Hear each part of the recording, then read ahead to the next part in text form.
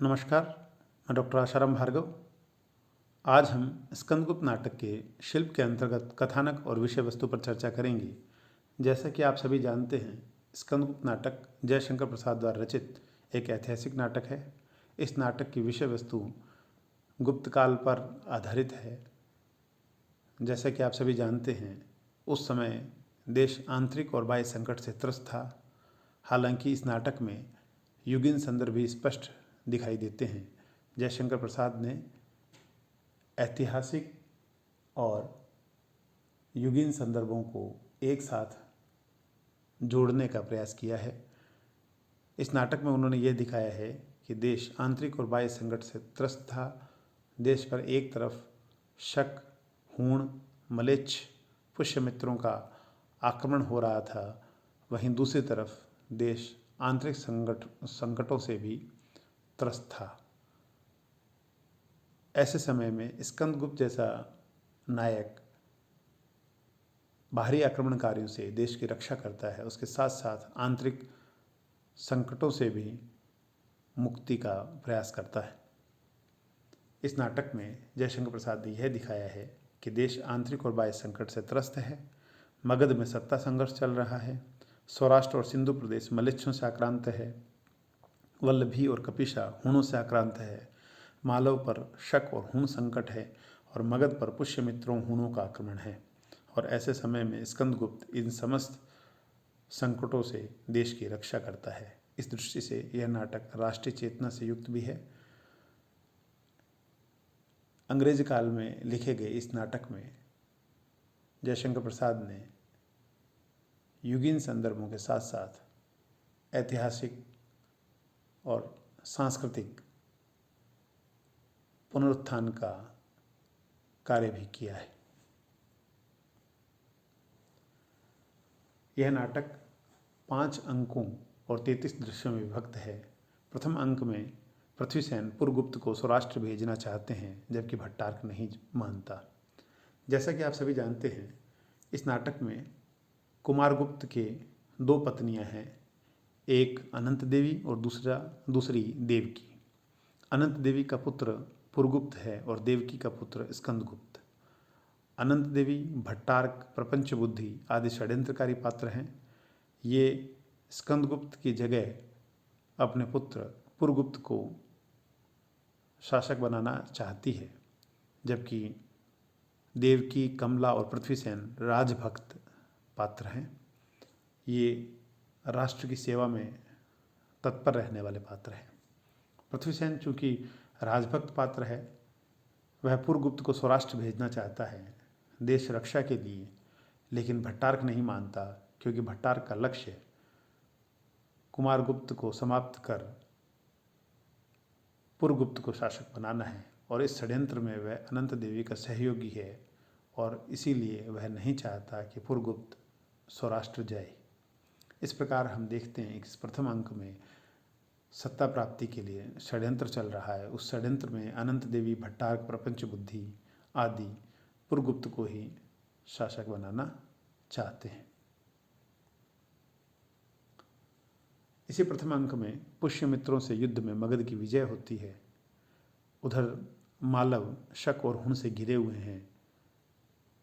स्कंदगुप्त मालव की रक्षा के लिए जाता है और स्कंदगुप्त के कारण मालव विजय भी होते हैं, और वहीं मालव में ही स्कंदगुप्त का विजय से लगाव भी हो जाता है। द्वितीय अंक के अंतर्गत कुसुमपुर में देवकी की हत्या का षड्यंत्र रचा जाता है।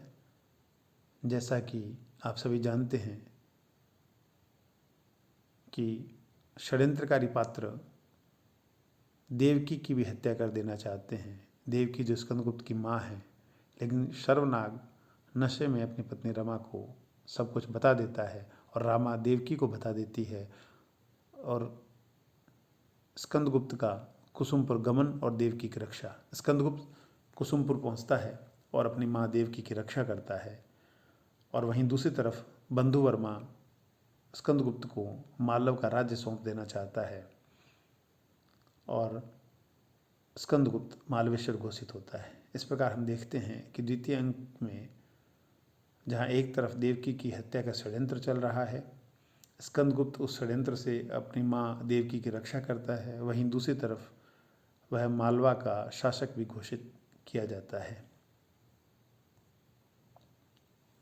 इसी द्वितीय अंक में शरुनाग, विजया, कमला, भट्टारक आदि को बंदी बनाया जाता है। देवकी के कहने पर इनको क्षमा कर दिया जाता है। देवकी एक आदर्श पात्र है, दयालु पात्र है। वह इन षड्यंत्रकारियों को भी क्षमा कर देती है और देवकी के कहने पर ही स्कंदगुप्त शर्वनाग को अंतर्वेद का विषयपति और भट्टारक को महाबलाधिकृत बनाता है। और जब स्कंदगुप्त को यह पता चलता है कि विजया ने भट्टारक से विवाह कर लिया है तो स्कंदगुप्त दुखी होता है। विजया ही स्कंदगुप्त को बताती है कि मैंने भट्टारक से विवाह किया है। इस पर स्कंदगुप्त दुखी होता है। तीसरे अंक में एक बार फिर षड्यंत्र शुरू होता है। प्रपंच बुद्धि यहाँ षड्यंत्र करता है और भट्टारक को विचलित कर देता है। भट्टारक जो बदल चुका था वह पुनः विचलित हो जाता है और राजद्रोह के लिए तत्पर हो जाता है। उधर विजया प्रपंच बुद्धि की सहायता से देवसेना को समाप्त कर देना चाहती है। विजया देवसेना को समाप्त कर देना चाहती है और भट्टारक षड्यंत्र में पुनः लिप्त हो जाता है। प्रपंच बुद्धि अग्रतारा की साधना के लिए राजबलि चाहता है और राजबलि के रूप में वह देवसेना की बलि देना चाहता है। मात्रगुप्त इस बात की सूचना स्कंदगुप्त को देता है और देवसेना की बलि से पूर्व ही स्कंदगुप्त पहुंच जाता है और प्रपंच बुद्धि समाप्त हो जाता है और विजया और भट्टारक मगध चले जाते हैं। इसी तीसरे अंक में हूण कुसुमपुर पर आक्रमण करते हैं। उनका लक्ष्य मणिरत्न को लूटना है। उधर शक पराजित होते हैं। सिंधु प्रदेश में भी मलेच्छों का नाश होता है और इस युद्ध में गोविंदगुप्त वीरगति को प्राप्त करते हैं। स्कंदगुप्त हूणों को और शकों को पराजित करने के बाद विक्रमादित्य की उपाधि धारण करते हैं। उन्हें विक्रमादित्य की उपाधि प्राप्त होती है। स्कंदगुप्त देश को पूरी तरह रक्षित करना चाहते हैं। वे हूणों का पीछा कर उन्हें पूरी तरह समाप्त कर देना चाहते हैं और इस लक्ष्य के पीछा करते हुए वे और उनकी सेना काबुल या कुभा नदी को पार कर हूणों का पीछा करना चाहती है।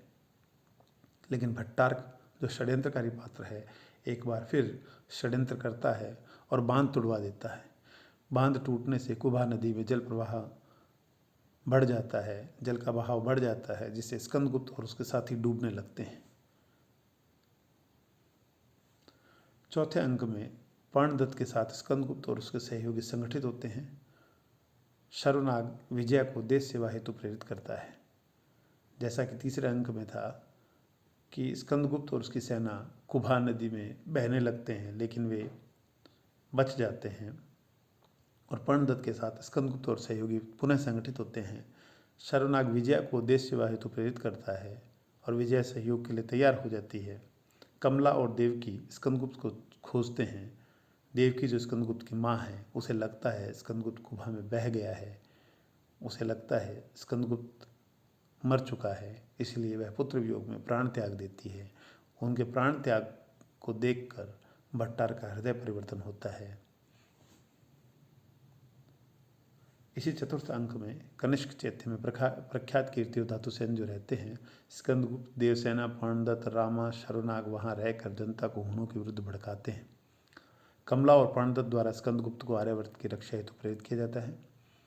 इससे पूर्व स्कंदगुप्त हतोत्साहित हो जाते हैं, लेकिन कमला और पर्णदत्त स्कंदगुप्त को आर्यावर्त की रक्षा के लिए प्रेरित करते हैं और स्कंदगुप्त उनकी प्रेरणा से हूणों और शकों के खिलाफ युद्ध के लिए तत्पर होता है, राष्ट्र रक्षा के लिए तत्पर होता है।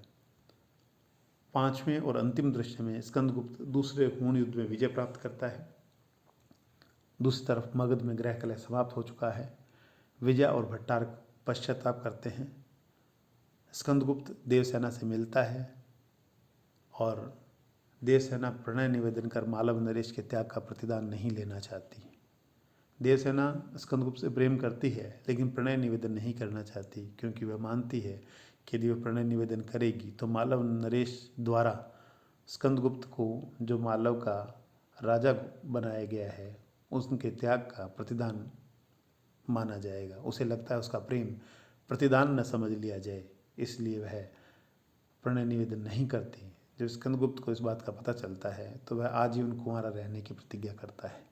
इस प्रकार यह नाटक 5 अंकों में विभाजित है। इस नाटक की विषय वस्तु ऐतिहासिक है और इस नाटक की विषय वस्तु पर चर्चा करते समय हम यह देखते हैं कि यह नाटक विस्तृत कलेवर को आधार बनाकर लिखा गया है। इस नाटक की ऐतिहासिक विषय वस्तु है।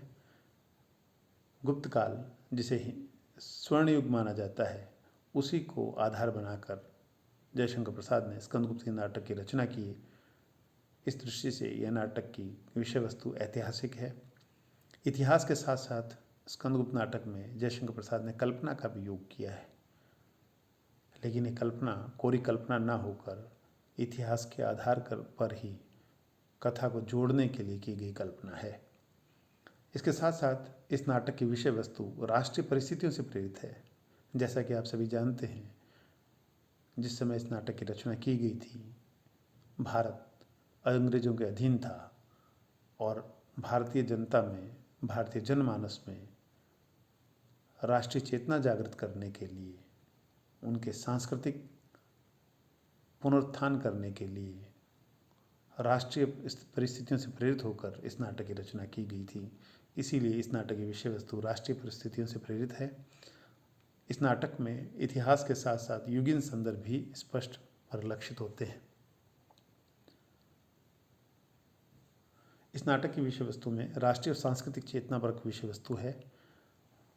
राष्ट्रीय चेतना प्रतीकों में व्यक्त की गई है। जैसा कि आप सभी जानते हैं, अंग्रेज शासनकाल में साहित्यकारों द्वारा कहानी, उपन्यास, नाटक आदि अनेक विधाओं के माध्यम से विरोध किए गए।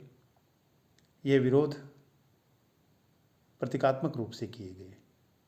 जिन रचनाकारों ने सीधे सीधे विरोध या विद्रोह किया है उनकी रचनाओं को जब्त कर लिया जाता था, उन्हें दंडित किया जाता था।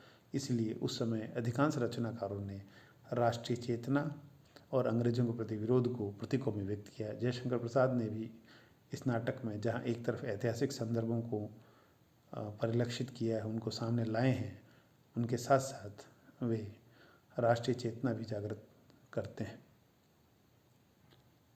इसके साथ साथ इस नाटक की विषय वस्तु राष्ट्रीय एकता पर आधारित है और राष्ट्रीय एकता के साथ साथ जातीय उत्थान भी इस नाटक की विषय वस्तु का एक प्रमुख आधार या विशेषता है। जयशंकर प्रसाद का यह स्कंदगुप्त नाटक भारतीय और पाश्चात्य नाट्य कला का अद्भुत समन्वय है। जैसे कि आप सभी जानते हैं, जयशंकर प्रसाद एक छायावादी कवि थे और छायावाद के सशक्त हस्ताक्षर थे।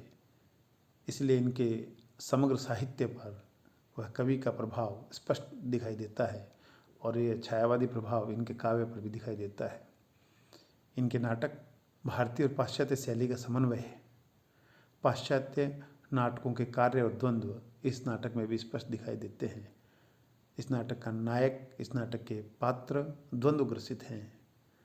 भारतीय नाट्य शिल्प, प्रख्यात कथा, नायक और रस की काव्यात्मक अभिव्यक्ति भी इस नाटक में दिखाई देती है।